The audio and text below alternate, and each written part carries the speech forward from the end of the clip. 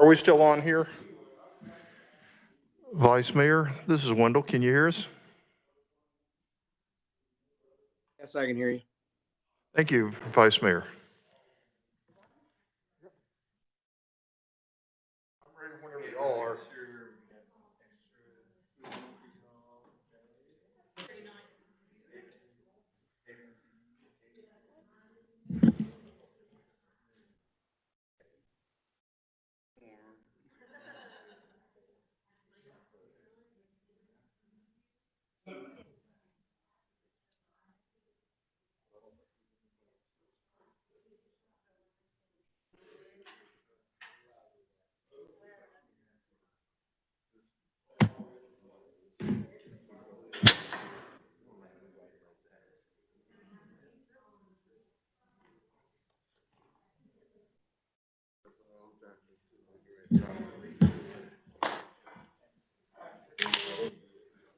I appreciate hearing from you, man. Oh, they playing tonight?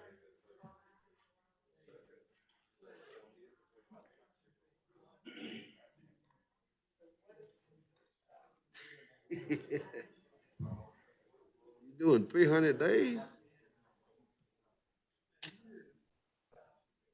Oh, man.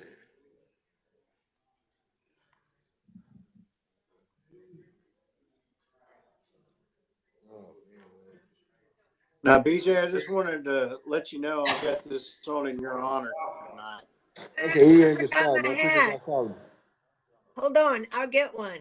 I can't let you upstage me. I'll be right back.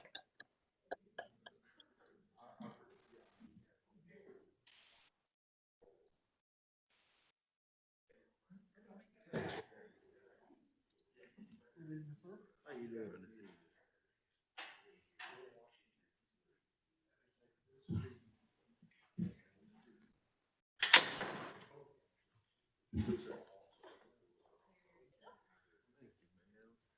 Want fish or? You're supposed to wear these things. I'll let you show.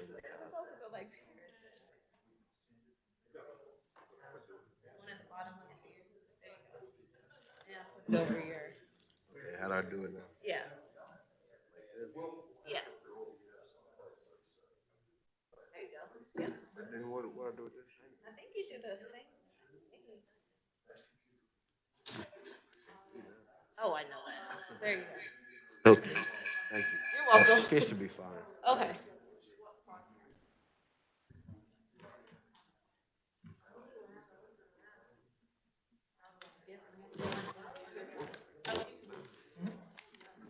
Drink water now. You have a good MLK day? Yes, sir. What's wrong with the commission? What's wrong with the commission?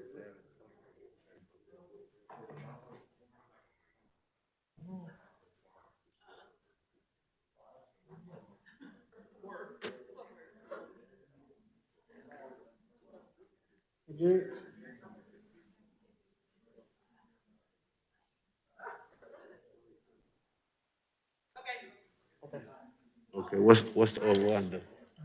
What's the over under tonight?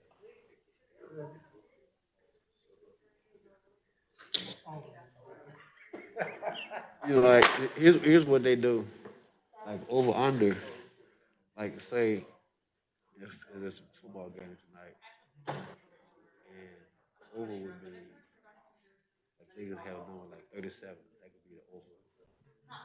Or the under, combined points.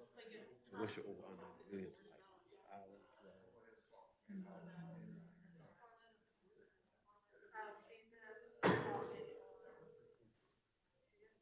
Do a sit there.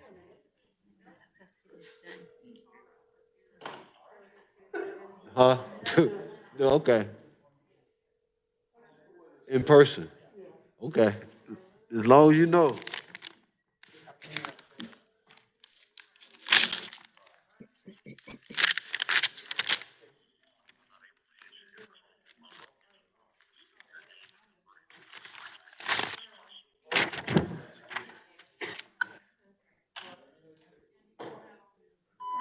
Hey Jay, this is Joan.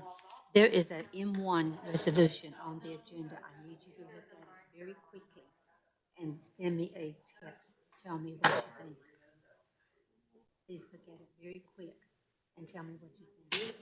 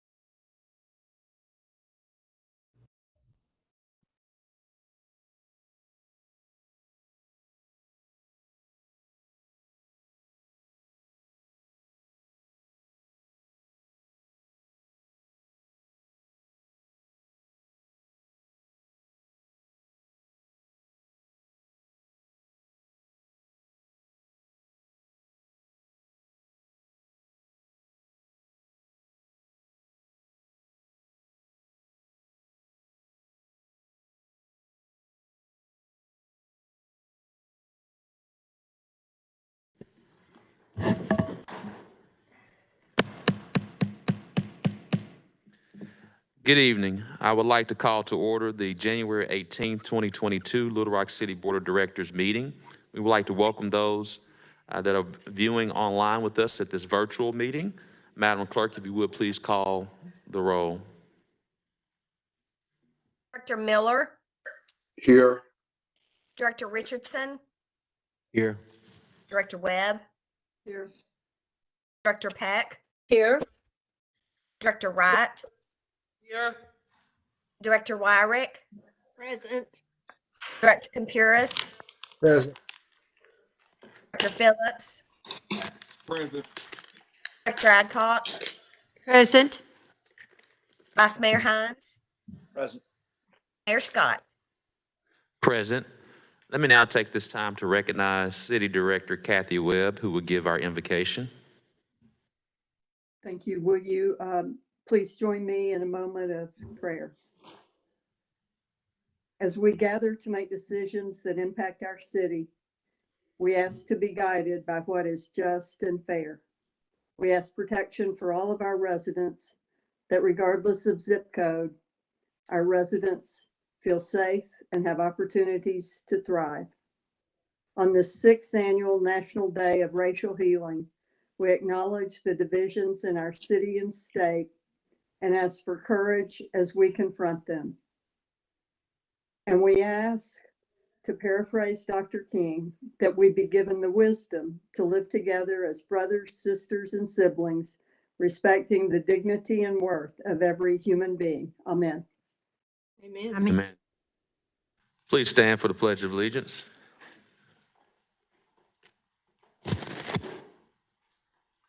Pledge allegiance To the flag Flag of the United of the States of United America and to the States, the republic republic for which it stands, one one nation, nation, under under God, God, indivisible, indivisible, with liberty and justice for all.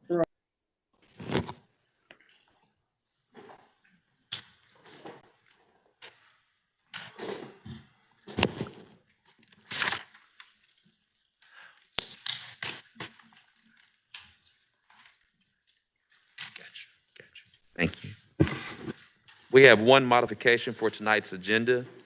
M1 resolution to establish essentially a 9-month moratorium on the approval of zoning requests for retail sales uses of less than 12,000 square feet, which continuously offer for sale an inventory of less than $10 per item and for other purposes. We have a motion to add item M1 to the agenda. Second. There's a motion. So moved. There's a motion from Director Wright, I heard, and a second from Director Richardson. Director Adcock, I believe your hand is up. Yes, I have a question. Yes. Do we have any of these in the pipeline right now that this would impact? We have one that is going before the Planning Commission, but it has not yet been approved. Okay. That's the only one that we have right now? Only one I know of. Yes. I saw Mr. Moore shake his head yes. Okay, thank you. And Tom or Bruce, is that the one that's on proposed for 11th and Fair Park? Bruce nods his head. Yes. Okay. Thank you, Bruce. Director Webb and then Vice Mayor Hines. Thank you, Mr. Mayor. I just wanted to point out, and I'm not sure if everybody got this, we changed 2 words in this, and I don't know if Tom sent that to everybody with the 2 words, but I believe we had originally directed the mayor and city manager to do something, and we thought that didn't sound the best way to put it, and we changed it to strongly encouraged, and I wanted to make sure everybody had that. Thank you so much, Director Webb. I didn't get that. Just for clarity, Director Webb, is that in section 6? The first sentence in section 6? Wherever it says directed, it was changed to strongly encouraged. Tom, can we send that to everybody? I just saw it a minute ago. You and I discussed it earlier.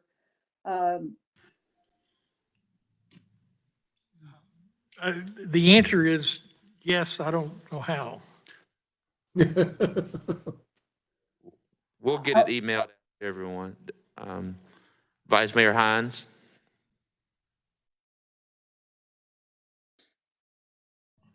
Mayor, I would remind you that this is just a motion and second to add it to the agenda. So that's the vote before you. And then if it's added, I think the discussion can proceed.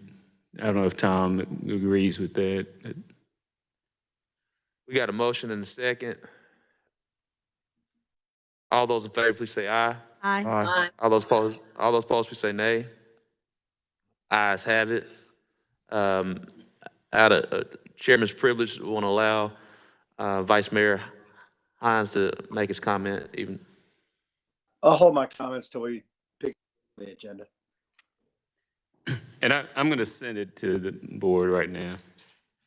Mr. Moore is going to send you the document to the board. Well, I said I was. All right. Madam Clerk, if you would, please read the consent agenda along with item M1.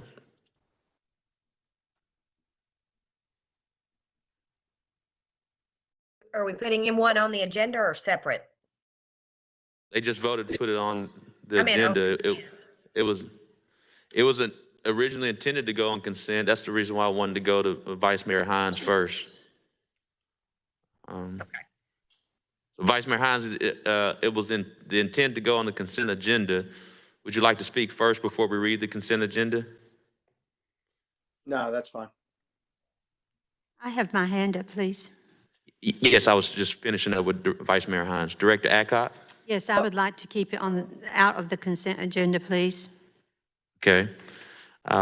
Director Adcock has made it separate from the consent agenda. Madam Clerk, if you would, please read the consent agenda.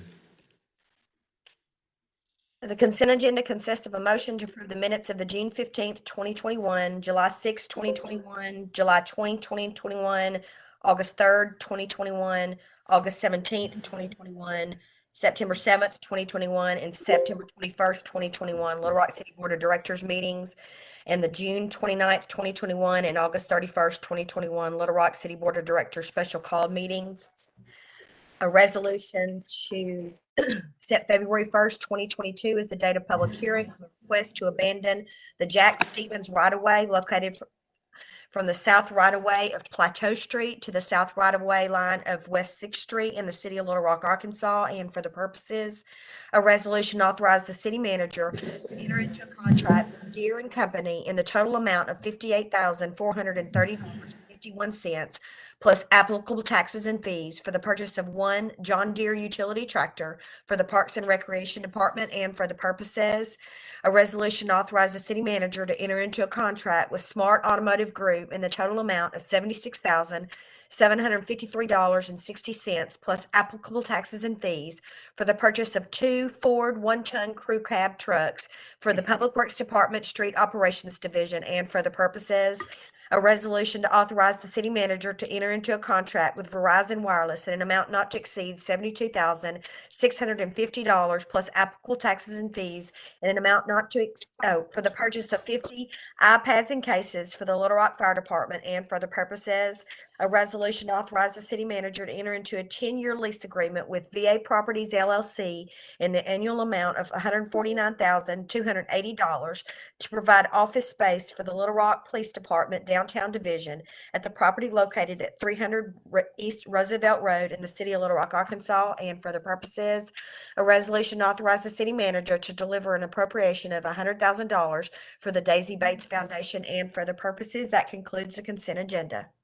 Move for the adoption of the consent agenda. There's a motion and second to adopt the consent agenda. All those in favor, please say aye. Aye. All those opposed, please say nay. Ayes have it. Mayor, can I ask who seconded that motion? Director Wright. Okay, thank you. Madam Clerk, if you would, please read the grouped items 8 through 13.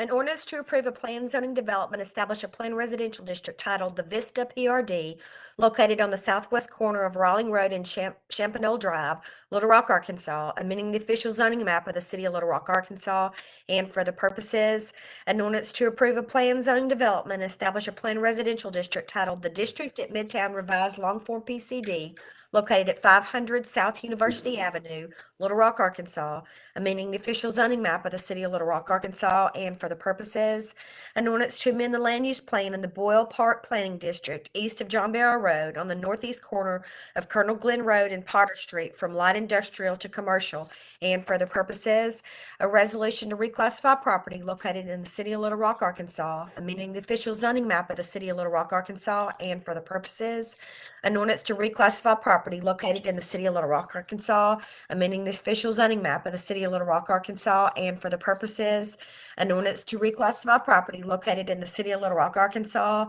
amending the official zoning map of the city of Little Rock, Arkansas, and for the purposes, first reading. We suspend the rules and place on second reading. Second. There's a motion from Director Adcock and a second from Director Richardson. All those in favor, please say aye. Aye. All those opposed, please say nay. Ayes have it, second reading.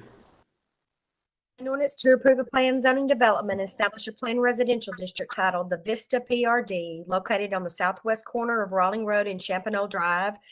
An ordinance to approve a planned zoning development, establish a planned residential district titled the District at Midtown Revised Long Form PCD, located at 500 South University Avenue. An ordinance to amend the land use plan in the Boyle Park Planning District east of John Barrow Road on the northeast corner of Colonel Glenn Road and Potter Street from light industrial to commercial. An ordinance to reclassify property located in the city of Little Rock, Arkansas. An ordinance to reclassify property located in the city of Little Rock, Arkansas. An ordinance to reclassify property located in the city of Little Rock, Arkansas, second reading. We suspend the rules and place on third and final reading. Second. There's a motion and second. All those in favor, please say aye. Aye.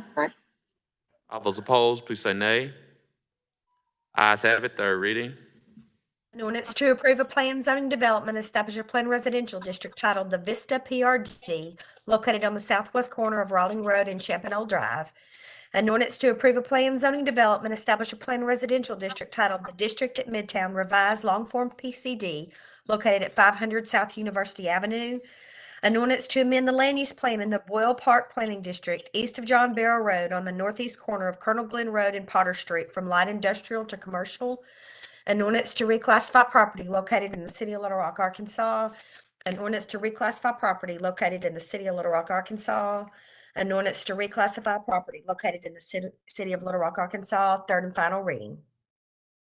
We've now had 3 readings. I failed to share if we have any cards from the consent agenda, any cards from the grouped items. And if you are registered to speak for or against items 8 through 13 and you're attending online, please raise your hand virtually by clicking the hand icon on the bottom of your screen, or if you're calling in, please dial *3 now. Let me restate that again. If we have any cards for the grouped items, if you are registered to speak for or against, and this is for the public, for or against items 8 through 13 and you're attending online, please raise your hand virtually by clicking the hand icon on the bottom of your screen. Or if you are calling in, please dial *3 now. I do know for majority of 8 through 13, they were the applicants, and they only want to speak if there is some potential opposition.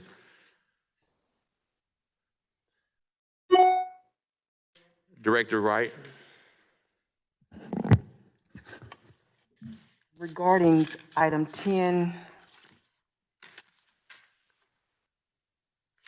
11, and 12, which is properly located at the corner of Colonel Glenn and Potter Street.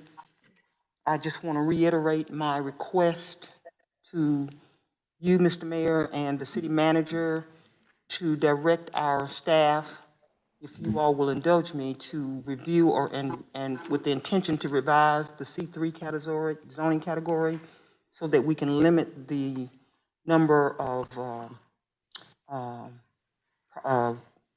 types of businesses that can go into that zoning. I think there needs to be a breakdown so that we can have more protection for the neighborhoods, because the fear of the community is that they're going to end up with apartments at that location, and the neighborhoods surrounding that do not want that.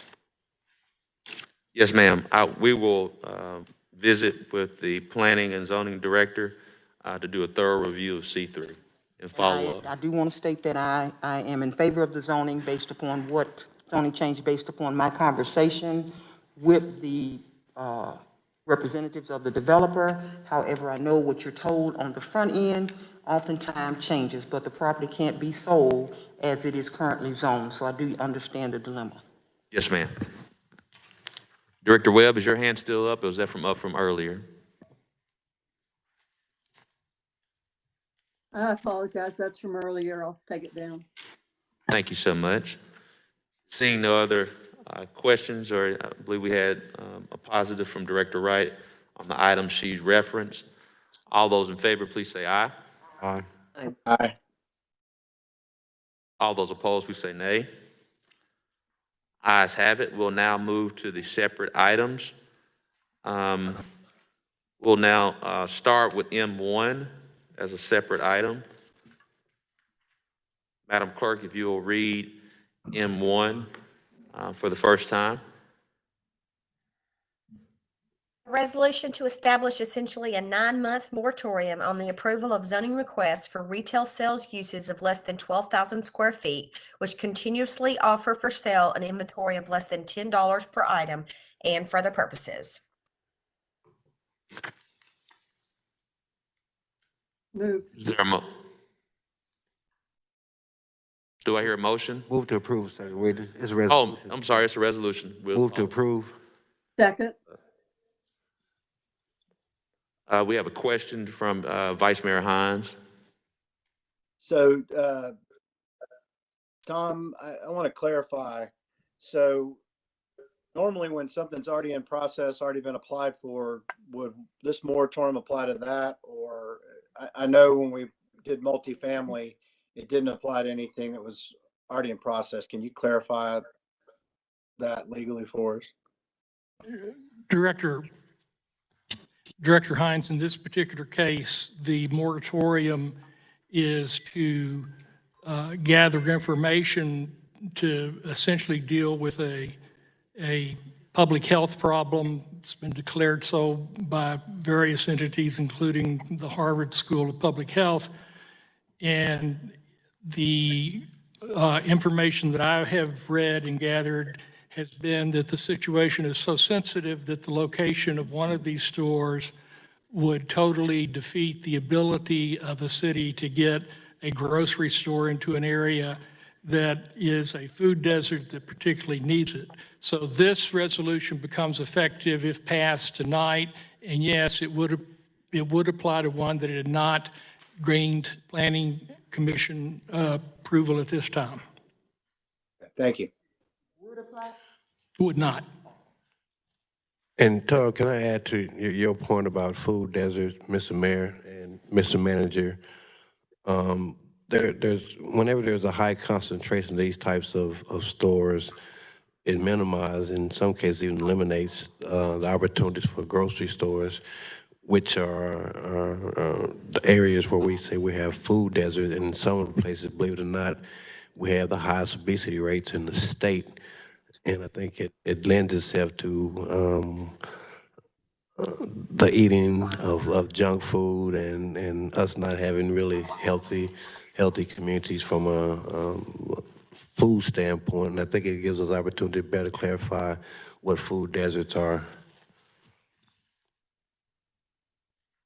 Thank you so much, Director Mayor, Richardson.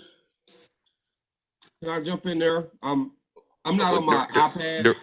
Director Phillips, we got a couple other people who rose their hand before you. I'm sorry. Okay, I'm just saying, I don't know how to raise my hand. I'm not on my iPad, so please give me an opportunity to speak before we move on. Thank you. Oh, you're on your iPad, so you can't raise your hand. Sorry about that. Director Peck. Thank you. I actually think Director Webb was ahead of me, but I'll go ahead and just weigh in here.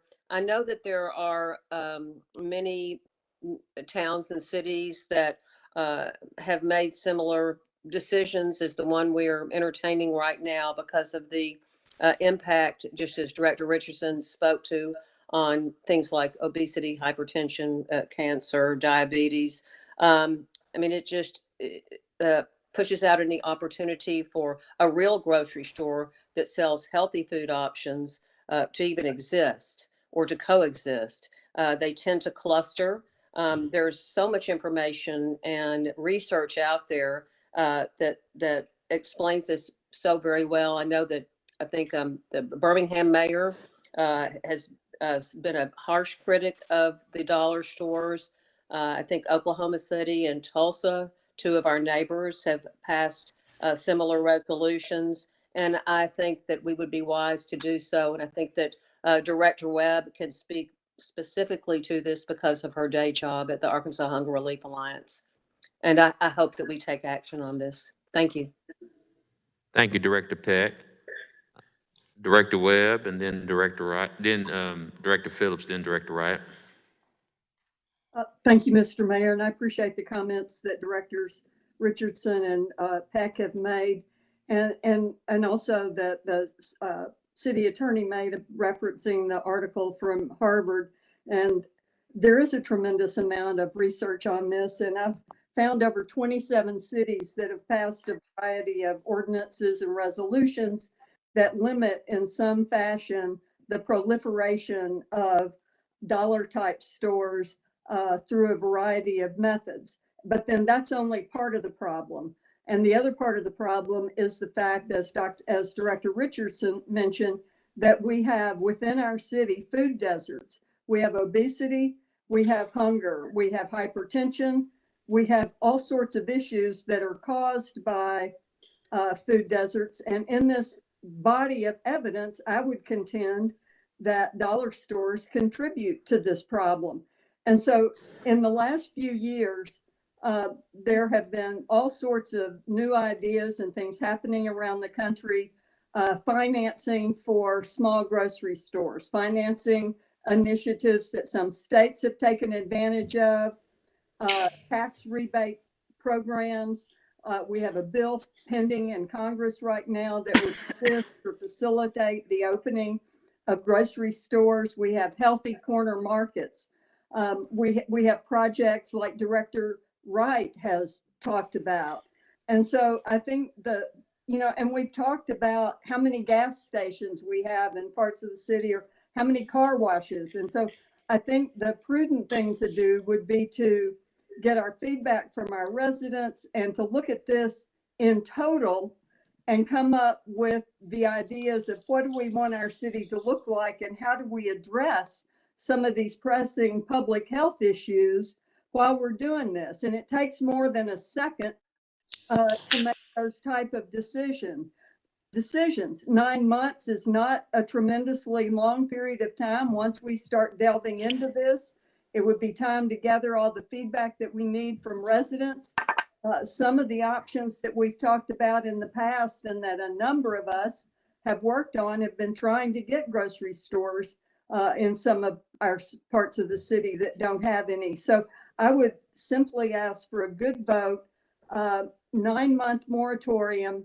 This is not an ordinance that some of the other cities have passed that severely restricts the proliferation of these stores. This is a pause so we can make best decisions moving forward. Thank you, Mr. Mayor. Thank you, Director Webb. We have Director Phillips, and then after Director Phillips, Director Wright, and then Director Wyrick. Thank you, Mayor. And I had a question and a comment. My question is for the city attorney. I think I misheard what he said and just want to be clear. Does this or does it not affect the current application before the Planning Commission? It does not. Okay. Hold on. Mr. Moore, I believe, Mr. Moore, I'll call on you. Okay. I believe the question, Mr. Carpenter, was if this passes, does it impact the pending application before the planning commission. And you said, I think you just answered and said it does not. But you previously said this afternoon and earlier in this meeting that it does, that if this passes, that pending application is moot. Is that correct? What I understood is that we were being asked if the current application could proceed forward, and that's why I said it does not. If I misheard it, then what you just said is correct. Please restate that. I understood that I was asked whether or not the current application before the Planning Commission, would it be allowed to go forward? And I was answering essentially no. If the question is, does this resolution, if approved, apply to any applications before the Planning Commission that have not been voted upon to date? The answer is yes. Director Phillips? Okay, I think I got it. If we say yes to the resolution, the pending application will be moot and void. I think I got that. So thank you, Mr. Moore and Mr. Carpenter. And then also just say as a comment, I'm definitely supportive of us addressing the needs in food deserts. I'm a supporter generally of this resolution to make a pause. I'll just state, and I shared this with the sponsor of this legislation, that I wish it was more targeted, that it wasn't citywide, that we focus on a particular area. And I think the area here is the 12th Street corridor, where there is definitely a food desert without grocery stores within a mile or a mile and a half of people that live in that area. So I just wanted to kind of share my thoughts on it, but I support the premise of this, and I appreciate the clarity from the city manager and the city attorney. All right, Director Wright, and then after Director Wright, Director Wyrick, and then Director Adcock. Mr. Mayor, my colleagues on the board, I want to express my support for this particular policy because a part of my ward, which is the John Barrow community, in that area is a food desert. It's also a financial desert. And right now, I have a dollar store on, I have one on Colonel Glenn. I have, two on Colonel Glenn, one on Barrow. So that's 3 right there. And then around the corner from us, there's one across from J.A. Fair. And in my tenure on the board, I personally know of and have dealt with 3 additional locations in that particular area around the John Barrow corridor, 3. And that would have put me 6 of these things, all clustered together, which is too much. And I think we need to look at this because they have a business model. And their business model states that they locate these in low-income areas and areas that are viewed as being on the decline. If you can look their business model up on the internet. I did some research on this when they were trying to put one across from Parkview High School. Then there was one that was slated to go across from University Park. And then there was one slated to go on Colonel Glenn, which ultimately ended up on Colonel Glenn, but not in the same location. So unless we do something, this is going to continue to proliferate, and we need to protect our low and moderate income neighborhoods by bringing in grocery stores that are going to provide fresh food for them. And we need to do some smart planning instead of just allowing ourselves to become prey to anything that wants to locate just because it's a business. Thank you. Director Wyrick. Thank you, Mayor. Obviously, we've been talking about food deserts in the city for a while, and I know we've been trying to get a allocation for healthy foods on 12th Street for a bit. So I understand the concept behind this. I just have a question about the impact of this resolution in regards to convenience stores that sell gasoline, and also items less than $10. I know we've got a new QT store close to Otter Creek that has healthy food choices in it. It has fruit and, those kinds of things in it, whereas um, the other locations that we've talked about do not. I'm also aware that Dollar General has put in some stores that has healthy food options in it. So are we talking about convenience stores that sell gasoline? And if in the case that Dollar General came up with healthy choices along with their model, will they be prohibited from moving forward based on this resolution? And I saw the square footage and I saw the items less than $10. And so, those could fit into that category. I'm just wondering, is that in our crosshairs, the convenience stores that sell gasoline as well?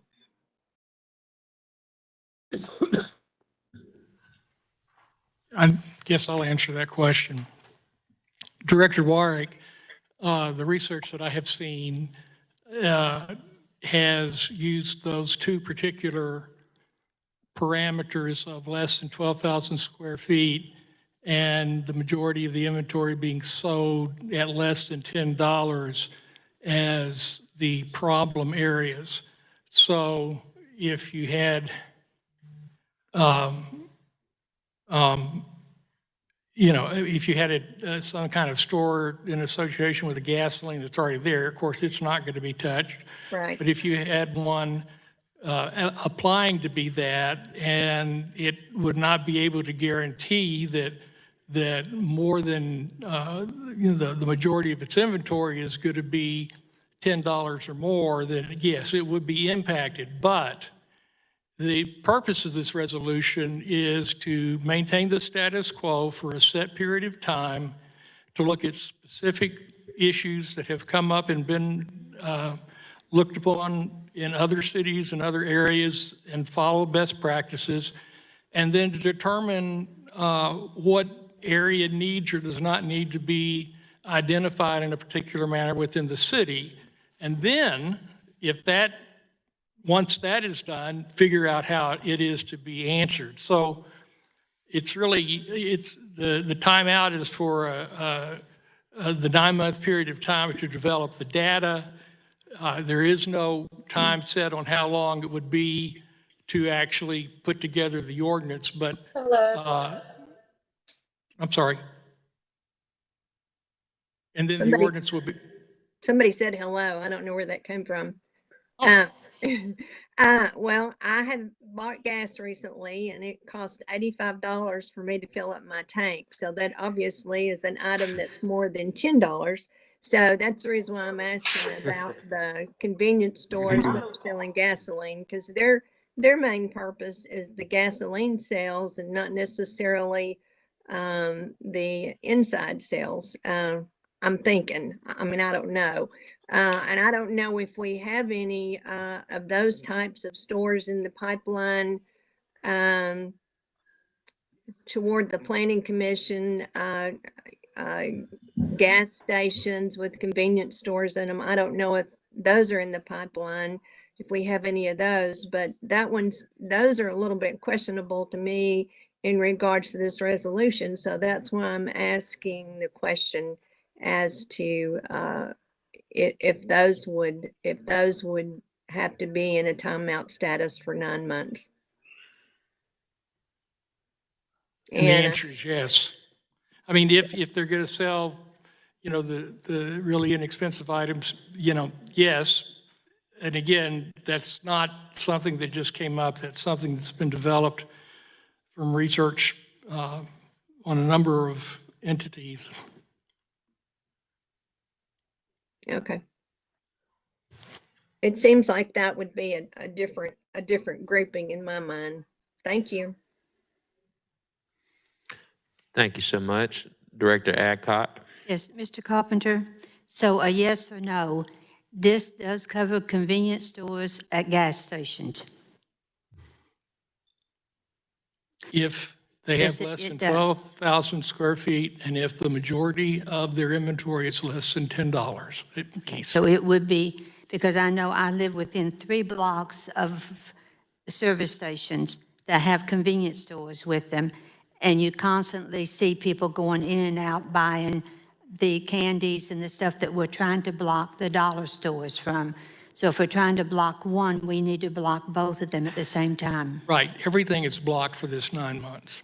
Okay, with this ordinance, it's blocked the convenience stores as well as the dollar stores. Right, if they meet the criteria. Okay, thank you. Director Phillips. Thank you, Mayor. Point of clarification for the city attorney and I guess whoever else wants to answer it. How are, logistically speaking, how will this be enforced? Will the planning commission just not accept the applications, or are people going to apply and then find, how does that work logistically? And then two, at some point, could the city attorney provide us a list of, if there is a list of stores that will be affected, gas station, dollar stores, and things of that nature? I just want to be clear on that.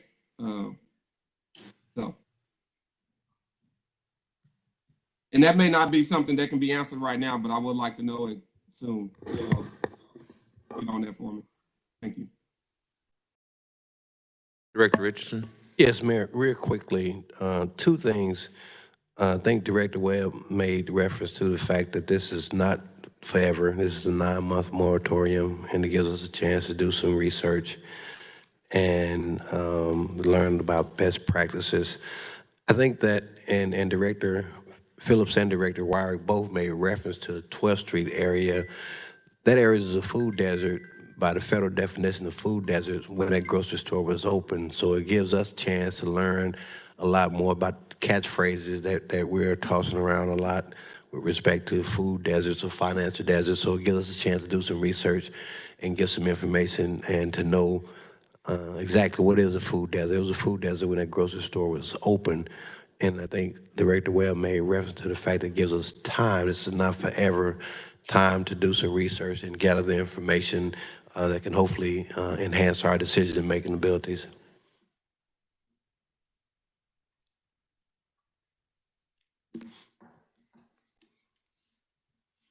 Director, I see Director Phillips' hand. I guess I did. Director Webb.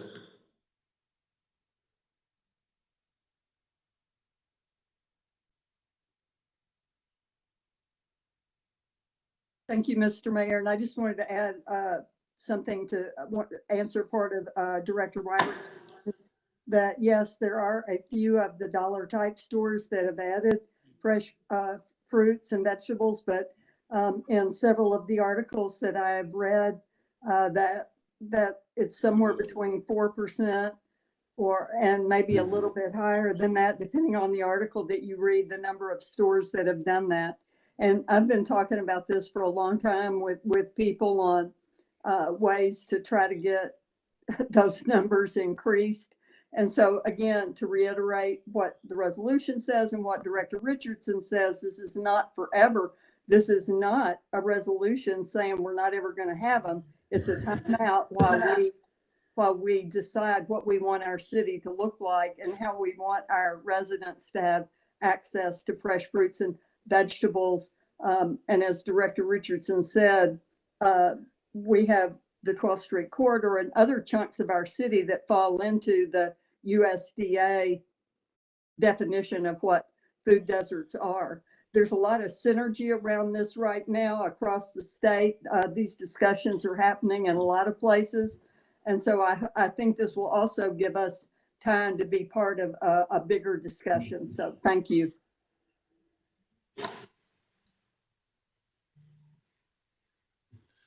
Thank you so much. We also have comments from citizens, residents. If we have any cards, if you're registered to speak for this particular item, which is M1, and you're attending online, please raise your hand virtually. As well as if you are calling in, please dial 3. I do know Ms. Deidre Gray. If our tech team will pull up Ms. Deidre Gray. Hello, can you hear me? Yes, we can.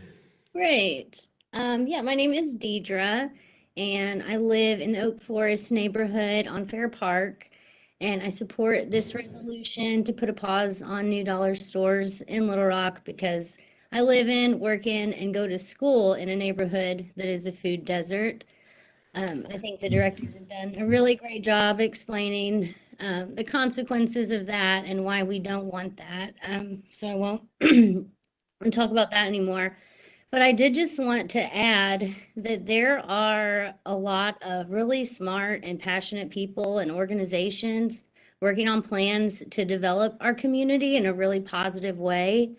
One in particular, I'm a social work grad student at UA Little Rock, and last semester we were able to host several focus groups and interviews with people in the community asking like what they needed and what type of development they wanted. And no one in the community is asking for any more dollar stores. There were a lot of really cool ideas floating around, but there wasn't a single request for another dollar store. So I would support this resolution and ask that we just take a pause, consider our city, and think strategically about how we want to build it going forward. Thank you. Thank you so much, Deidre. Eric Gilmore. Yes, good evening, and thank you all for the opportunity to share. My name is Eric Gilmore. I live on Fair Park, wear a couple hats here. We live on Fair Park and then also lead Immerse Arkansas, where we serve youth who are runaway, homeless, aging out of foster care between the ages of 14 to 24. And appreciate what sounds like support for this resolution. It hit my radar when I saw that Dollar General was trying to put a location in up there around 11th Street. And I went to Google and I noticed that there's 13 Dollar Generals in our city currently. And as I looked at that, I saw all but one of those are south of 630.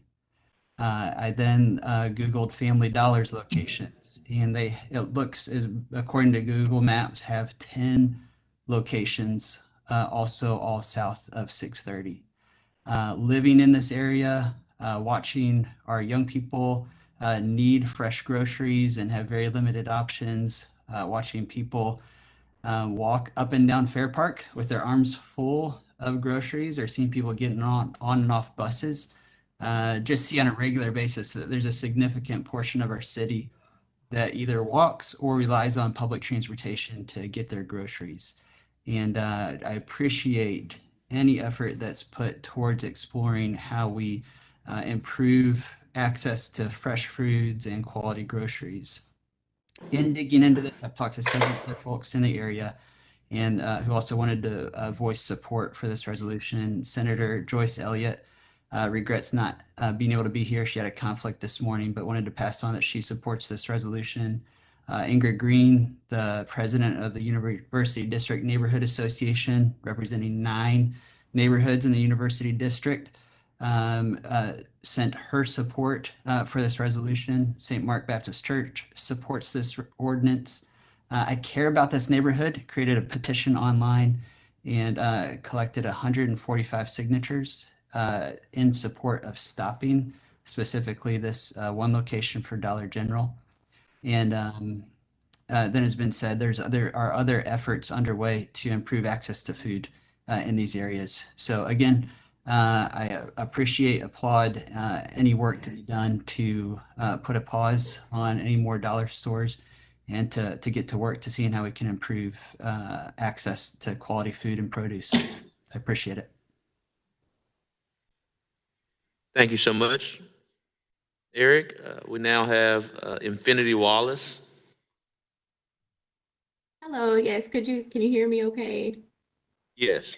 Okay, great, thanks. My video wasn't working, but audio is most important. Glad that you could hear me.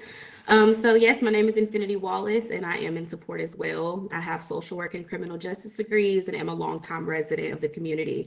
I've always seen the clear divide between our city. On one end, we have communities that are flourishing with resources, jobs, parks, boutiques, and plenty of grocery stores with healthy food options. On the other side of Little Rock, communities have grown all too familiar with the lack of those same resources. Instead of nice boutiques and local entertainment, we have liquor stores and fast food. And instead of grocery stores in close proximity, we have gas stations, convenience stores, and stores like Dollar General. Those become the primary location for a family's groceries, not because we choose this, but often because it is the only option. In other words, we are in a food desert. But there is no reason why we should continue to fill this and other oppressed communities with dollar stores when we are in need of so many other things, like actual grocery stores with healthy food options. So if you want to help this community, ask us what we need, listen to what we say, and then provide us with that. This community is a food desert because those in power have allowed it to be. So if you have the power to change that, or at least give us extra time to try to change that, then should you not do that? After all, if you're not going to allow us to eat at your table, then the least you could do is not prevent us from eating a healthy meal at our own. God bless and thank you. Thank you so much. Tara Bruce. Can you hear me? Yes, my name is Tara Bruce. I'm with the Forest Hills Neighborhood Association, and I represent the interests of the 12th Street corridor as well. I would like you to know that I am in support of the resolution to pause the new dollar stores in Little Rock, Arkansas, because we do need to improve the food deserts.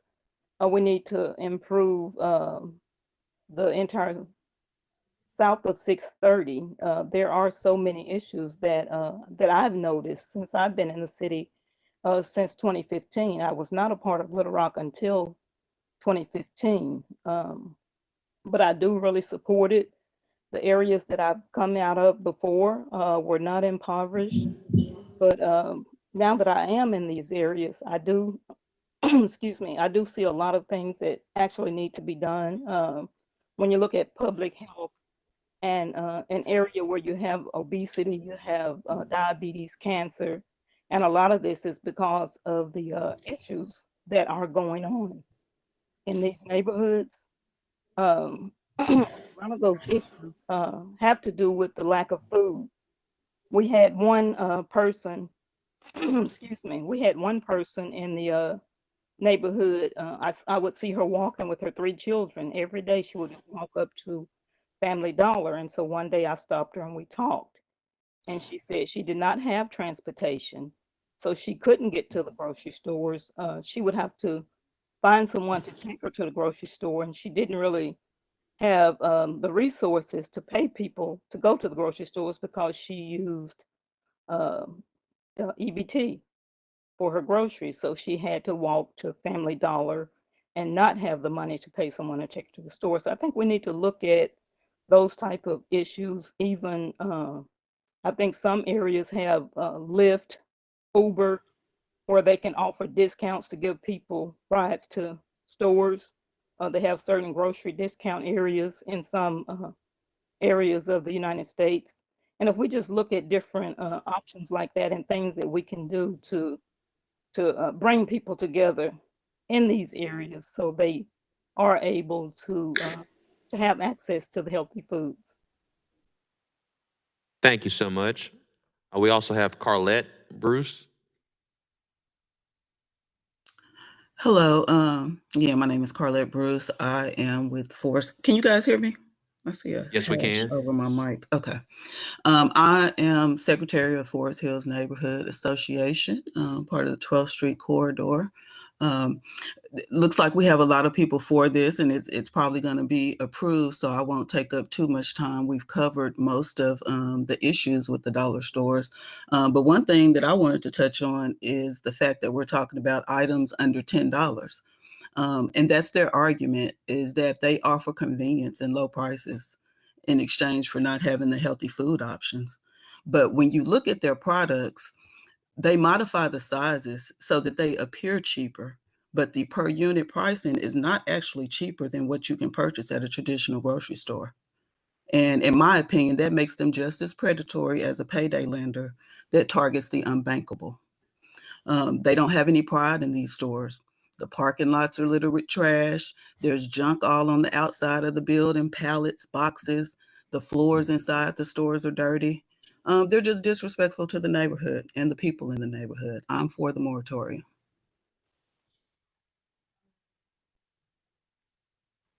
Thank you so much.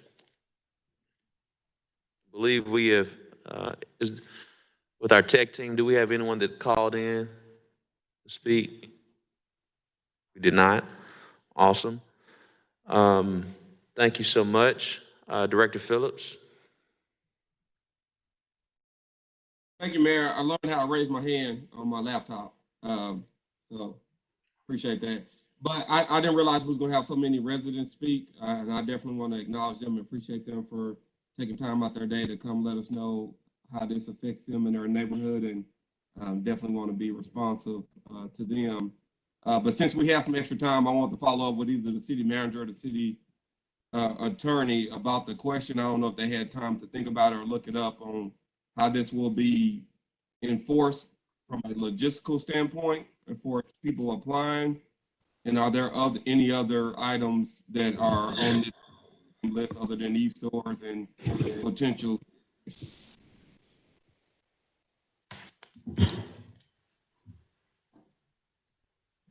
Mr. Moore.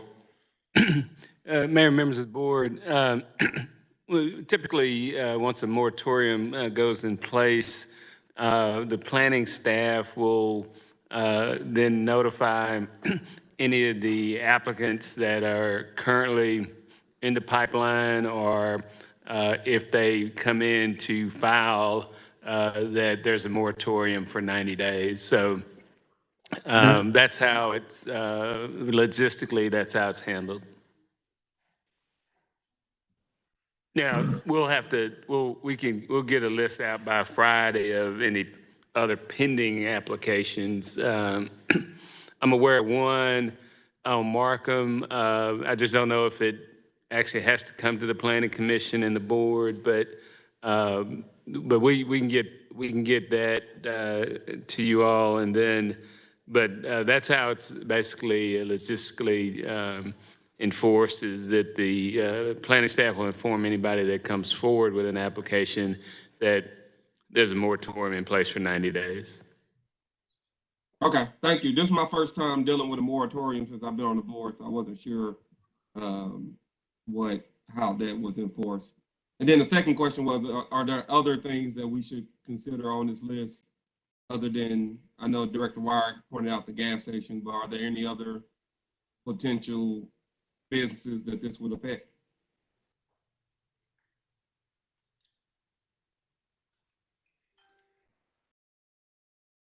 Mr. Moore, city attorney.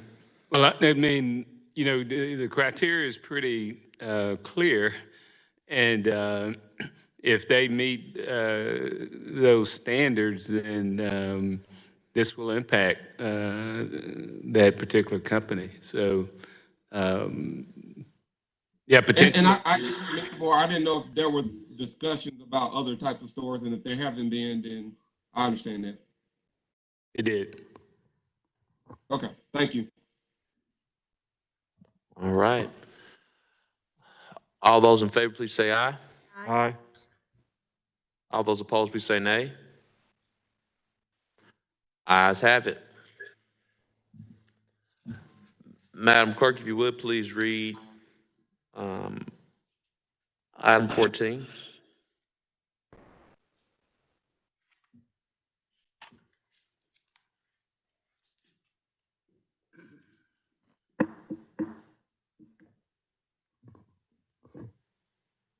Canis Storage, PCD, located at 17,302 Canis Road, Little Rock, Arkansas, amending the official zoning map of the city of Little Rock, Arkansas, and for the purposes, first reading. Move to suspend the rules and place on second reading. There's a motion and second. All those in favor, please say aye. Aye. All those opposed, please say nay. Ayes have it. Second reading. An ordinance to approve a plan of zoning development and establish a planned commercial district titled West Canis Storage, PCD, located at 17,302 Canis Road, second reading. Move to suspend the rules and place on third and final reading.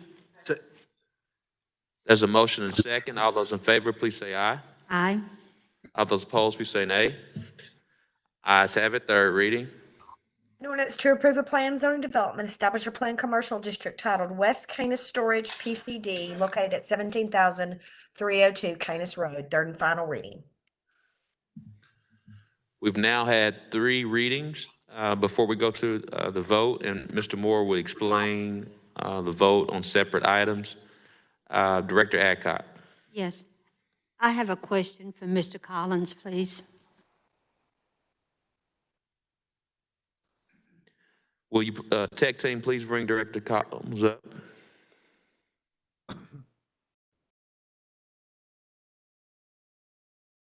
He's up. Mr. Collins, has item 14 or 15 been amended since last week? No. Item 14 or 15, neither one has been amended? We have not received any amendments from. Thank you. Thank you.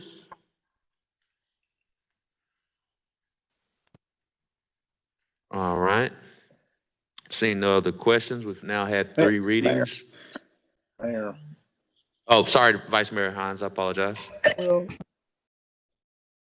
Yeah. So on oh, we're on correct.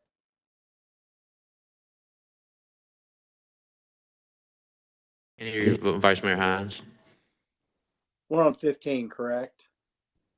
14. 14. Okay, sorry. I'm 14 having is trouble with 14. my internet, so never. All right. Thank you. Mr. Moore.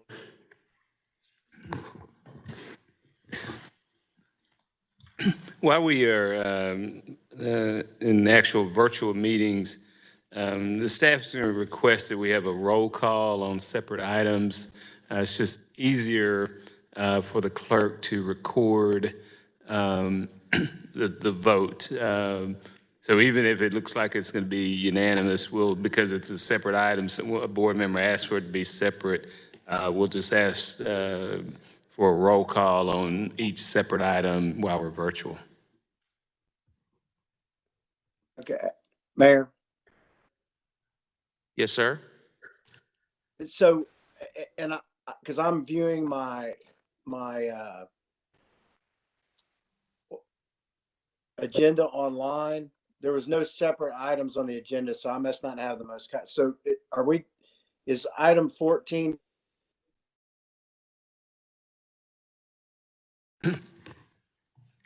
Angie, can you pull up the agenda? And you're saying the online version doesn't have separate items? Could you restate that, Vice Mayor Hines? They You might have to you might have to refresh. We're going to pull it up for you here as well. All right. All right. Okay, I've got it. I'm good. Did you have a question? No, I was a little confused because 14 is the Canis Road, but we're not dealing with the master street plan improvements, correct? That's 15. Right. So we're on 14. I just want to make sure I was confused because I didn't have the right agenda. It's now refreshed, so I should be fine. Mr. Moore, can I ask a question? And I understand the roll call for the separate items. So is that only separate items? We don't do that for the consent agenda items or any other items? Obviously, the board maintains that authority to call for a roll call at any time. So, yeah, that could be for anything on the consent agenda that there's someone votes no, or 2 or 3 board members vote no. Same thing on the group items. Usually, I'm very careful about putting the items after listening to the agenda meeting that I think you can be on consent or group. Sometimes board members still are opposed to a particular item and they get to express that. But so no, the board still has the authority to request for a roll call on any item. Thank you. Madam Clerk, will you call the roll? What are we voting on? Item 14. Okay, item 14, I'm like Lance, my agenda online is not correct because it shows to be 8700 block of Interstate 30. So what is item 14?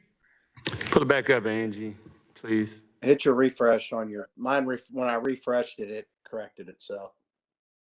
Well, I've been in and out of it a couple of times and it didn't do it.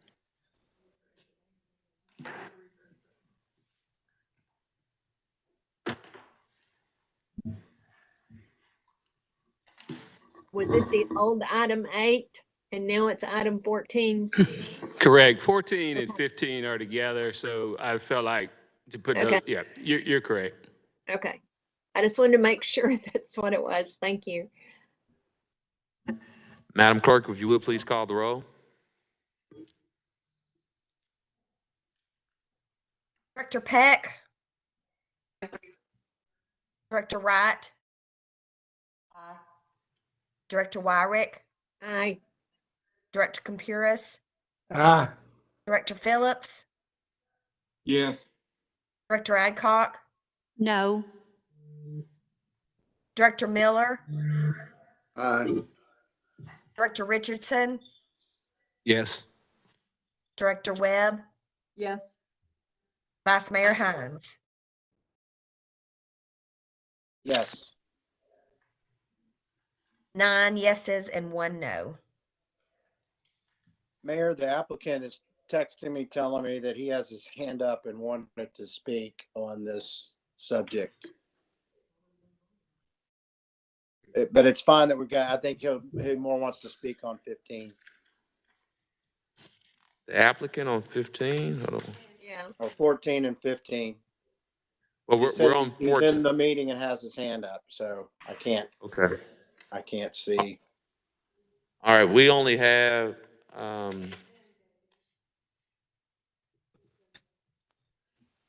no, we're on item 14. We only have an applicant for item 15. We've already gone through 10. So we'll come to that. The applicant. Okay. Are you saying the applicant's the same as item 14? Yes. Yes, 14 and 15 are the same. Gotcha. We can bring the applicant up. Open up the public hearing. They just passed 14. Mayor, this is Tim Daters. I'm here with Olin Asbury. Thank you for passing item 14. Like we are here, we did have our hand up in case anyone had any questions, but thank you for passing that item and we'll wait till the item 15. Thank you so much. We'll now open the hearing for item number 15. Madam Clerk, if you would, please read the item. Ordinance to amend Little Rock, Arkansas Revised Code, Chapter 30, Article 5 of 1988. I'm sorry, 6 of 1988 to provide for a waiver of master street plan construction requirements for approximately 307 linear foot of Canis Road adjacent to 17,301 Canis Road and for the purposes first reading. We suspend the rules and place. Second. We have a motion and a second. All those in favor, please say aye. Aye. All those opposed, please say nay. Ayes have it. Second, read it. An ordinance to amend Little Rock, Arkansas Revised Code, Chapter 30, Article 6 to provide for a waiver of master street plan construction requirements for approximately 307 linear feet of Canis Road adjacent to 17,301 Canis Road. Second reading. We suspend the rules and place on third and final reading. Second. We have a motion and a second. All those in favor, please say aye. Aye. All those opposed, please say nay. Ayes have it. Third reading. An ordinance to amend Little Rock, Arkansas Revised Code, Chapter 30, Article 6 to provide for a waiver of master street plan construction requirements for approximately 307 linear foot of Canis Road adjacent to 17,301 Canis Road. Third and final reading. We've now had 3 readings. Let me first close, well, before we close the hearing, I believe we have an applicant. Mayor, Vice Mayor, directors, and staff. My name is Tim Daters. I'm here with Olin Asbury, the applicant. When we presented this item to the Planning Commission, we put forth the proposal that we would widen approximately 120 feet of Canis Road, which would be in front of the entrance to this project, and that we would also install 2 new culverts under Canis Road to increase the capacity of the storm drainage under Canis Road. Canis Road is a minor arterial at this location. On minor arterial streets under the master street plan requirements, the applicant is required to widen the street to 30 feet from the center line. We have agreed to dedicate all the right of way, but on a minor arterial, the applicant is required to widen the street to 30 feet. But on any drainage structures, such as these box culverts, the applicant is only required to improve 15 linear feet of the drainage structure measured perpendicular to the drainage structure. So under the master street plan standards, what the applicant would do is widen the street to 30 feet and extend the 2 barrels that cross under Canis to clear the curb line or right of way on the south side of the road. It wouldn't do anything to address the undercapacity of the existing drainage culverts. So I think that the proposal that we put forward ensures that the area in front of the project is where our driveway is improved and also improves the drainage. In terms of traffic generated by this facility, Mr. Asbury's told me that when it's fully leased, it will generate about 20 vehicle trips per day. The traffic volume on Canis Road at Denny Road, well west of here, is about 8,500 vehicles per day. That's a fraction of a percent of the total traffic generated. And the cost of these improvements is no way proportional to the added demands that this facility is putting on Canis Road. If we were proposing to build a commercial center or anything else that would not be under the moratorium, we couldn't make that statement that our impact would be so slight on the traffic. We are willing to dedicate all the right of way. And I believe Mr. Asbury has also made another proposal. And Olin, would you give us the details on that? Thank you. My name's Olin Asbury. I've been concerned that as the write-up has evolved for this request, it appears that we're asking to do no street improvements. And that's not the case. From the very first meeting, we've tried to become with a plan that is reasonable. Total street improvements under the ordinance would put about $400,000 of additional cost to this project, which is prohibitive. The improvements that we are proposing would be approximately $200,000 of that $400,000 number.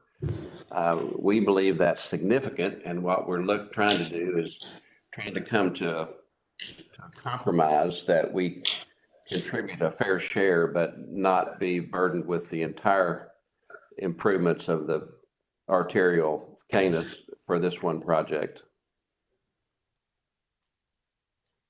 Thank you so much, Director Wyrick. Thank you, Mayor. I talked to Mr. Asbury today. When I left the meeting the other night, as we discussed this item 15, I was really concerned about the fact that it didn't appear that we were going to get any infrastructure to help with Canis Road with this application. And when I talked to him, what he told me made a whole lot of sense. He's only responsible for half street improvements.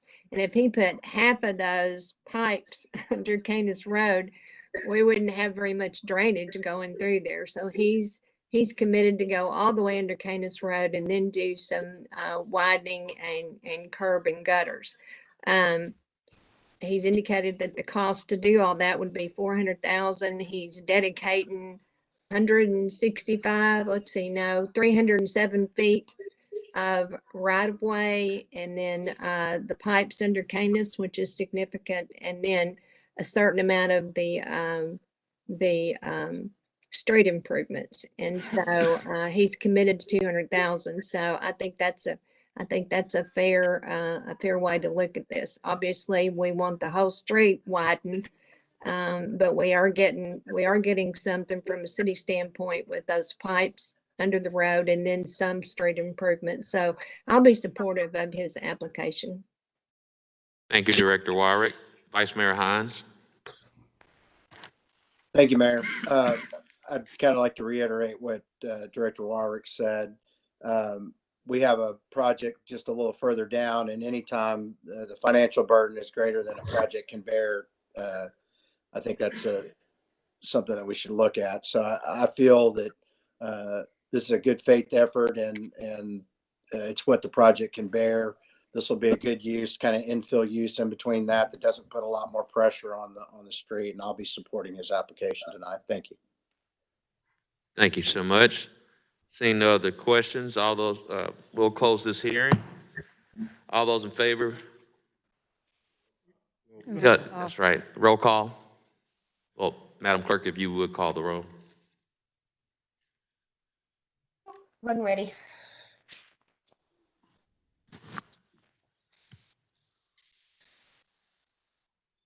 Director Peck.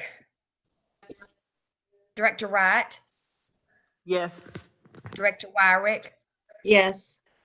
Director Compuris. Uh-huh. Director Phillips. Yes. Director Adcock. No. Director Miller. Yes. Director Richardson. Aye. Director Webb. Yes. Vice Mayor Hines. Yes. 9 ayes, 1 nay. Motion passes. Well, the tech team will bring up our Chief Financial Officer, Sarah Linehan, to provide a third quarter report. Third quarter financial report from 2021. Mayor, can I ask the city attorney a question while we're pulling up Director Linehan? Yes, you may. All right. Mr. Carpenter, I appreciate that the resolution we passed earlier binding, I know earlier this, or last year, not even earlier this year, in 2021, there was a lot of conversation about whether the resolution binding effects as it relates to the sales tax. Was there anything different about those two resolutions that made one binding and one not binding, in your legal opinion? Yes, Director Phillips, the Arkansas Supreme Court and the state constitution, and I think the statutes make it quite clear that if there is a specific use of tax monies intended, and that's voted upon by the people, then the entity that imposed the tax is not free to direct those monies to another use. This is not a tax issue in terms of the moratorium. This is a policy statement simply that we wish to get something done. So in terms of a resolution for the use of the sales tax, it is the city's way to say what we wish to do and we intend to do without making the people literally vote for it. And the reason for doing that is that sometimes you end up under circumstances where you can do more than just the 5 or 6 streets you think you're going to cover. You might be able to do more depending upon the economy and a variety of other factors. And so if it's for streets, you got a lot of broadness. If it's for Main Street, there's no place else in the city you can do it. And that fact and the voting fact and the constitutional fact all go into that. Fair enough. Thank you, Mr. Carpenter. Thank you, Mayor. Thank you. Director Linehan. Good evening, members of the board and mayor and city manager. I'm going to attempt to share my screen and begin with the third quarter financial presentation. I do want to tell you that the numbers that we'll be presenting tonight are compared to the budget amendment as of October 5th. This report was prepared prior to the time that the board approved the final budget amendment on December 21st. It was actually on the agenda for December 14th, but the board adjourned prior to the presentation, so I'm just getting to it this evening. Let me share my screen with you. Let's see.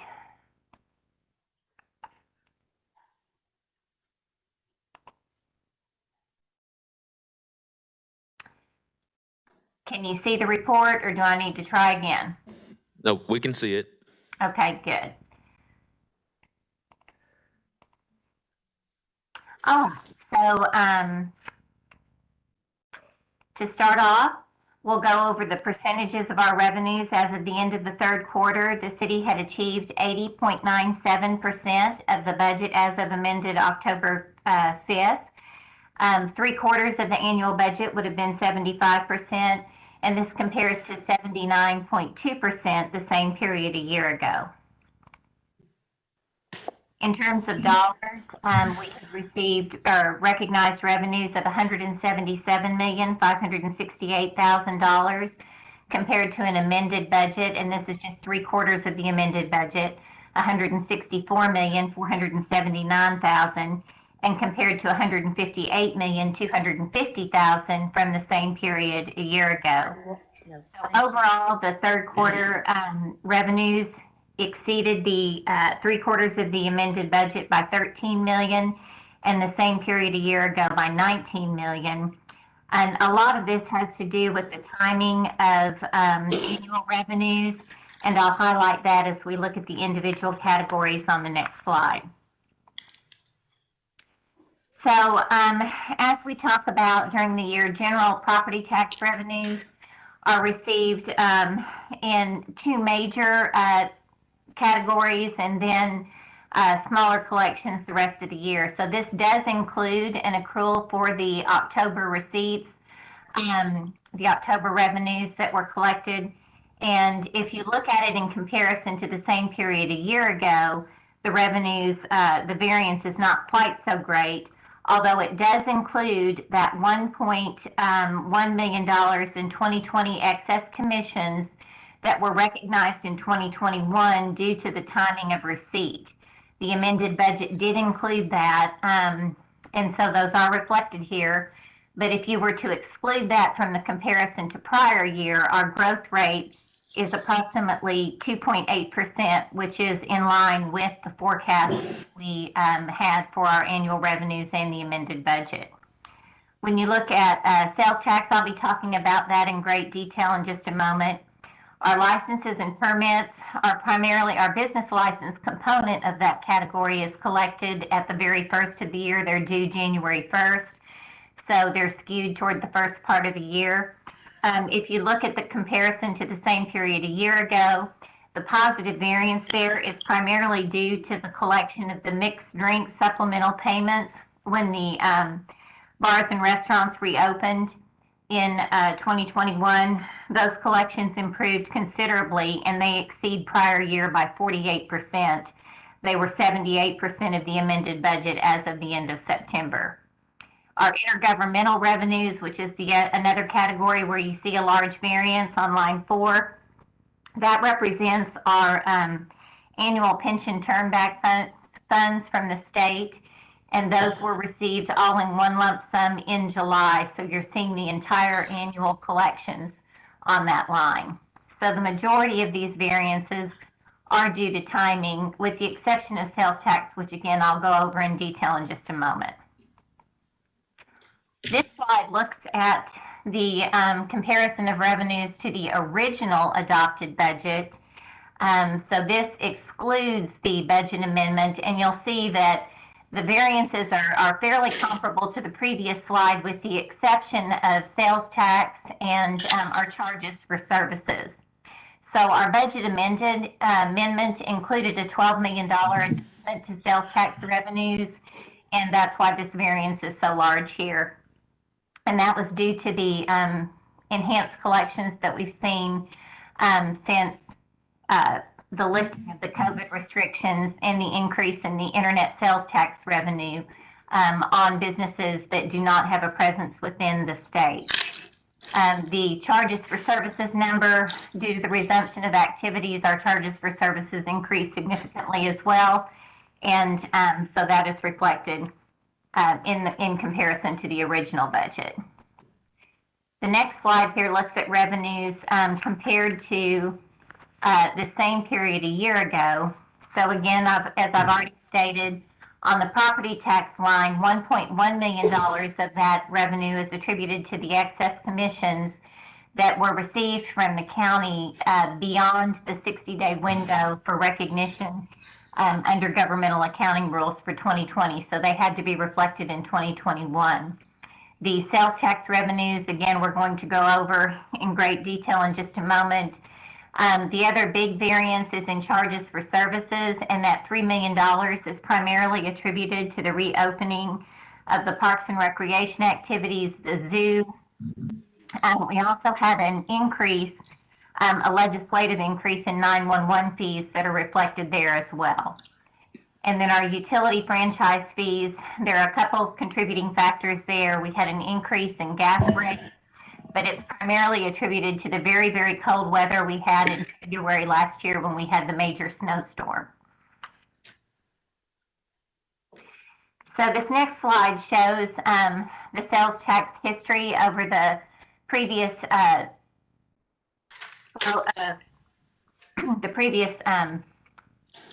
or 2 years. And if you'll look, you'll see the decreases that we had COVID, during the onset of COVID initially. And then as you look in the, where it says June, that's the June collection for 2 months prior, so April sales tax revenue. So you can see March, April, and May where we had the really high spikes, which is in comparison to the period last in 2020 when we were virtually shut down due to the impact of COVID. Since that time, the numbers have decreased about 5 to 10% from the previous quarter, but they're still significantly more than what the trend that we had been seeing previously, and a lot of that is due to the inclusion of the internet sales tax revenue. So for the period, for the revenues received in September, October, and November for the third quarter of July, August, and September, the growth was 13.2%, 11%, and 14.68% respectively. So this slide just shows the last 12 months, and again, you can see the highlight at the end of last year where we had the decline, and then the gradual increase, the real spike during the second quarter, while March, April, May revenues, and then kind of leveling off. This slide, we are compared to our October 5th amended budget. So I want to explain the variances here. We adjusted from January through revenues from January to July, so receipts from March to September, lines 1 through 7. Those were the known revenues at the time of the October 5th budget amendment. So the positive variance that you see of 368,800, 335,800, those numbers, January through May, that represents just the extra revenue from the ferroalloy and steel manufacturing that we are holding back due to the potential for rebate over the 12 months following the date of collection. We did not have any of that revenue in June and July, and so we adjusted to the actual receipts. The positive numbers that we see in August and September, those variances are actually in excess of our revised forecast. We had budgeted approximately 4.8 or 5% growth in those 2 months, and we exceeded that forecast. And so those two amounts, the 577,000 and the 882,000, those are the amounts that were included in our budget amendment. So at this point, over the last 12 months, we had seen growth of 7.1%, or excuse me, 10.89% actual growth over the previous year. This next slide shows the categories where we experienced this growth, and this is on the city's local tax.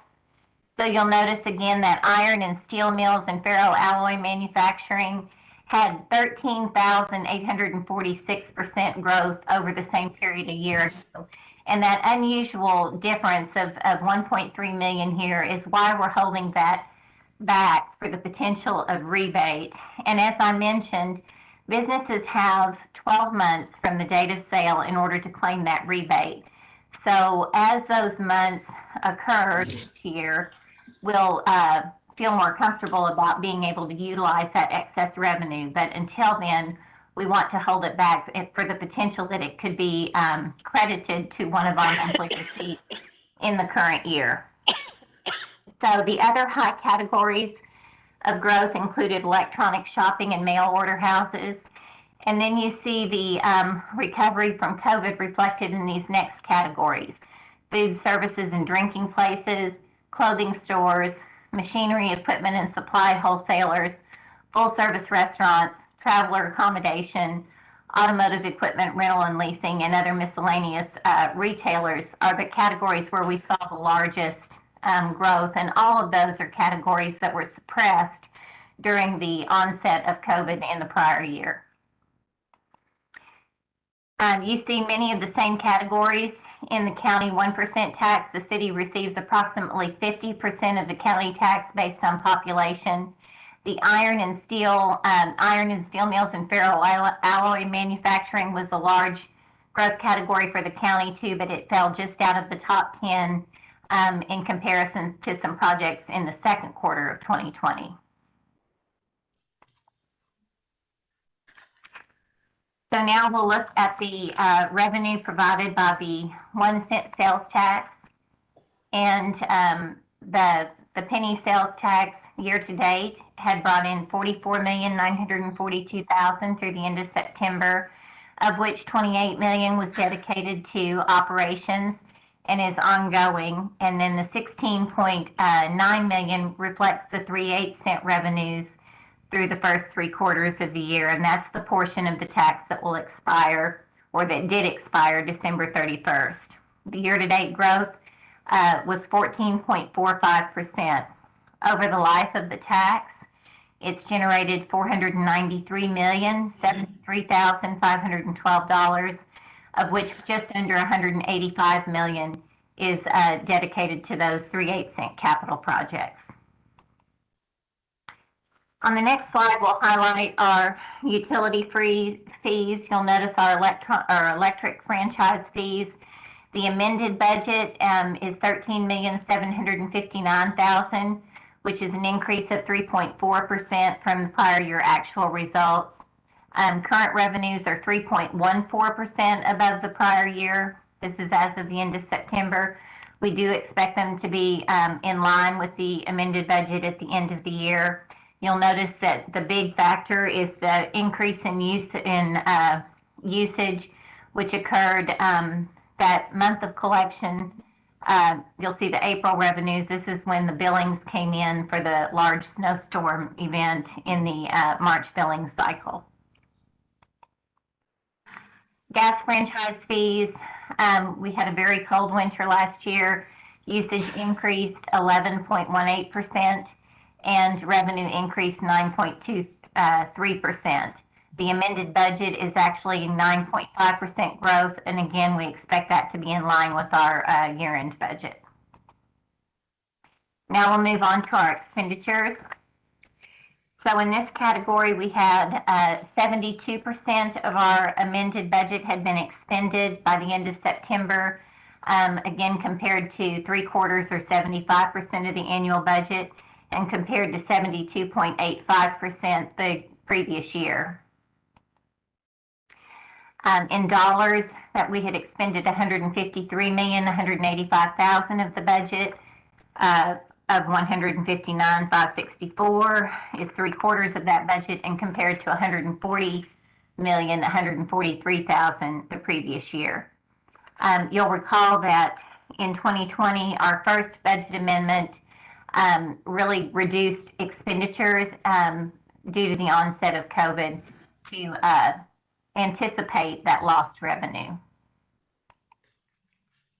So when we look at them by category, you'll recall that executive administration has a favorable variance of $4,130,000. You'll recall that the October 5th budget amendment included a $5 million allocation for the port for the purchase of land for an economic development project. That $5 million, 3/4 of that is the vast majority of this variance. That distribution occurred in November, and that created this positive variance here as we look at it. We moved down line 8, finance had a positive variance of $306,000. That's due to the large number of vacancies that the finance department has experienced all year. And then information technology has a $467,000 favorable variance, and that's primarily attributed to the timing of software and network maintenance renewals, and then also to 4 vacant positions. As we move down, Parks and Recreation had a positive variance. River Market, we made an adjustment in the December, or excuse me, no, this is the River Market operations were over budget, $117,000. And you'll recall we made an adjustment in the December budget amendment to increase the River Market budget. When it was initially adopted, we did not anticipate that the River Market would operate for a full 12 months. But it was being shopped, I guess, for potential sale, which did not occur. So the December 21st amendment, which occurred after this, did increase that budget to return it to a full year's worth of expenses. As we look down, really the other variances as a percentage of the operating expenses are below that 5% threshold. The principal and interest on the bonds, there is only one payment left, which occurred at the very end of December, and this will be in line with budget at the end of the year. So the expenditures had a favorable variance in total of $6,378,000. And again, one of the largest factors involved there was the purchase of the port land in the October 5th budget amendment, and the transfer to the port did not occur until subsequent to this report in November. So as of the time this report was issued, we had a $7 million vacancy budget. We had achieved our $7 million in vacancy savings. There were 179 budgeted positions that were unfilled in the general fund at the end of the third quarter. That included 49 uniformed police positions. 47 of those were officers and 2 sergeants. We had a budget of $2,250,000 for vacation sick payouts. We had paid out $1,941,547 through the end of the third quarter. And then our final budget amendment in the end of December included an additional allocation for vacation sick payouts because we actually exceeded that $2,250,000 in the following months. And then this shows the trend on the vacant positions over the last 12 months.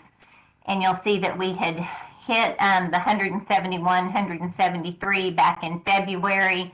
Then it dropped down with the police and fire recruit schools that occurred in March and February. And then it began to trend back up. We did have a police school that began August 16, 21, but the vacancies in all departments have been higher, as has been experienced really by all businesses with the difficulty in hiring during COVID and recruiting people to come back.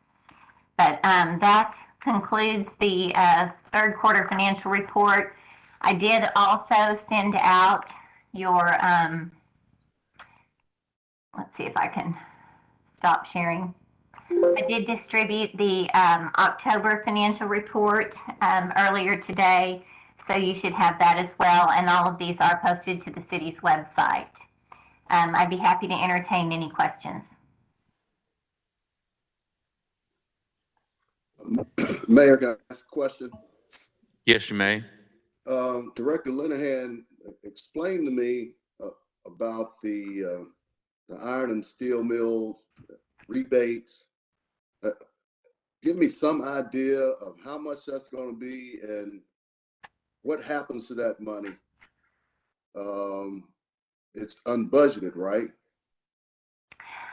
So we budget sales tax revenues in total. And all local sales tax revenues, which includes both the city and the county, businesses, nonprofits, and governmental entities can apply for a rebate of anything they pay in local sales tax in excess or on the excess of $2,500 on an individual invoice. So they pay the tax at the point of sale, but they can claim a rebate when they file their sales tax return with the state on anything they paid on an individual invoice over $2,500.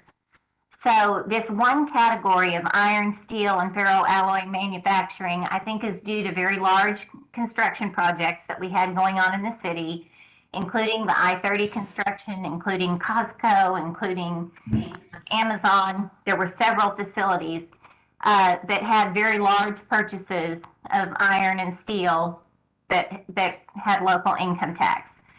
Because of taxpayer confidentiality, we are not allowed to receive any specific information from the state other than by NAICS code, which is what I've shown. Because this was such an unusual category and we have not seen rebates, they do tell us total rebates by category and they tell us total sales by category. We saw a huge 13,000% increase in sales revenues. We have not seen comparable rebates. We do not know whether or not they will actually claim those rebates, and they have up to a 12-month period to do so. So rather than amend our budget for this extra growth that we did not expect and allocate that revenue to some expenditure, we want to hold it back and wait for that 12-month period to pass to make sure that we can actually retain it. Because it's possible that that rebate could be claimed against, any future month's revenue up through May of 2022.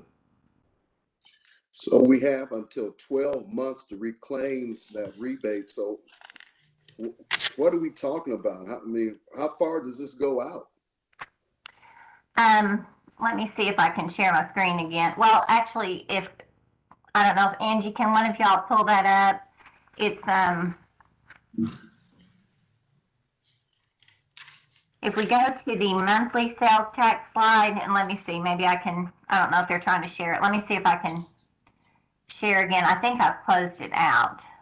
I did. But on the slide where I showed the monthly revenues, let me just, I held. Is that page 9? Let me see. I think it is. I'm getting to it. Yes. So on page 9, thank you. You'll go to page 9. Okay, when we amended the budget, these amounts in the column that says variance from budget on lines 1 through line 5, that represents the general fund impact of just that steel and ferroalloy. That's the part that we did not true up to because we thought it might be rebated. So this $368,000, if it's not claimed, we'll receive January 2022 tax revenues in March of 2022. If it's not claimed by then, if we don't see a refund in that category of at least that amount by March, then we'll feel safe that we're going to be able to retain that. So it's 12 months from the date the sale occurred, which is in that for sales in the month of column. And so at the end of July 2022, when we receive May 2022 revenues, we'll know that we're in the clear and that we'll be able to retain all of that revenue. So do you have any kind of plans for that money? No, that would be something that, at the end of December, that will roll into the city's fund balance, and then the board could make a decision if they wanted to appropriate something from fund balance or increase our restricted reserve or do something else at that point. So we will know as a board when that goes into the fund balance and then be given the opportunity to make decisions about how that money's spent. It would be, yes, it would be up to the board if they wanted to allocate it at that point in time. It's up to the board now. It's just that it's prudent to retain, not to recognize that revenue until that rebate period has passed. And All categories are subject to the revenue. It's just that this was one that had such unusual growth that was not comparable to anything in a prior period. Well, I think that is prudent, not to spend until you get it. But obviously it could be a significant amount of money that has not been budgeted for anything. Correct, and we're also still trying to increase our fund balance to the 17% recommended, which is 2 months worth of expenditures as well. So there could be multiple avenues, I guess, to go with respect to that. So is there an increase to the fund balance every month based on these sales?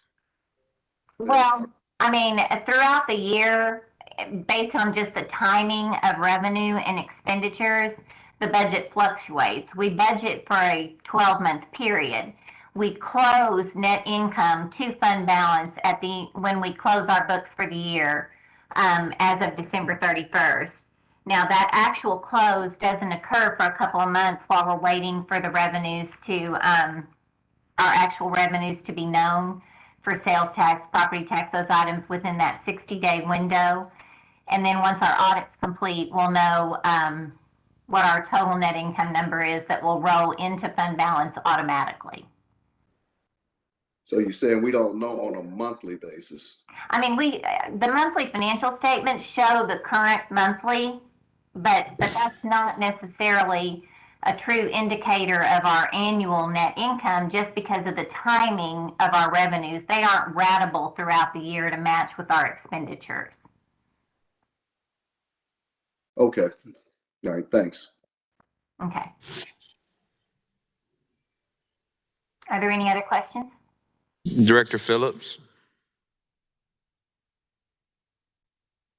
And thank you, Mayor. And I just wanted to clarify a question from Director Miller to Director Linehan. So when the money is, if in fact it is placed into the fund balance, that will be part of one of your quarterly updates, or how will we be notified, I guess is a question I want to make sure I'm clear on.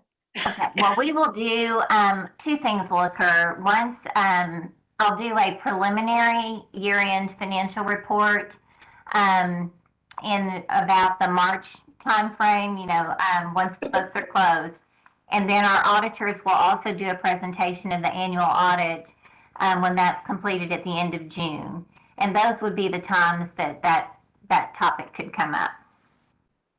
Understood. Thank you, Director Linehan, and always thank you for your hard work and all the detail and preparation you put into it. Thank you. Thank you, members of the board. Are there any more questions before we go to citizens communication? Director Wright? Oh, no, sorry. Director Webb? I don't see her hand up. Director Webb? Thank you, Mr. Mayor, and thank you, Director Linehan. And this is a follow-up question to something you said, that we had 179 unfilled positions at the end of the third quarter, and I think it was 49 with the police department. And do you happen to know how many unfilled positions we have today, both citywide and at the police department? I'm sorry, I don't have that number at my fingertips, but I can certainly get it for you. Thank you.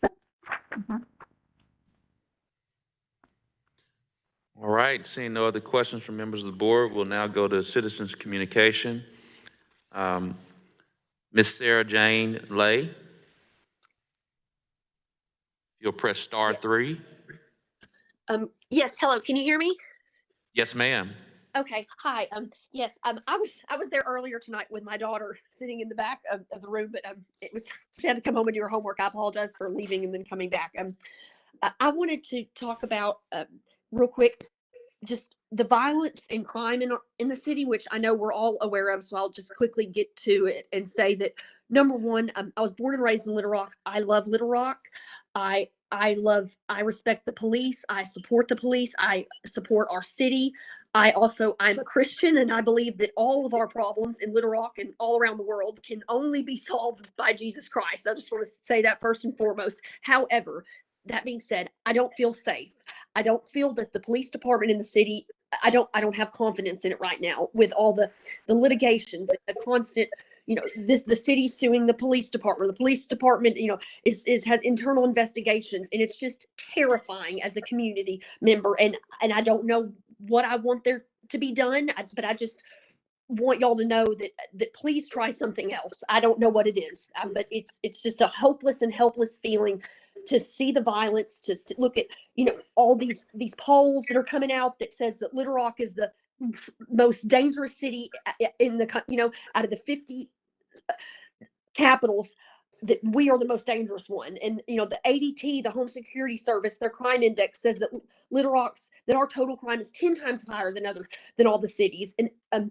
And all these, anywhere you look online, you can find these statistics, and they're staggering, and they mean something, to be the most dangerous. It's scary, and I just hope that something can be done. That's all. Thank you. Thank you so much.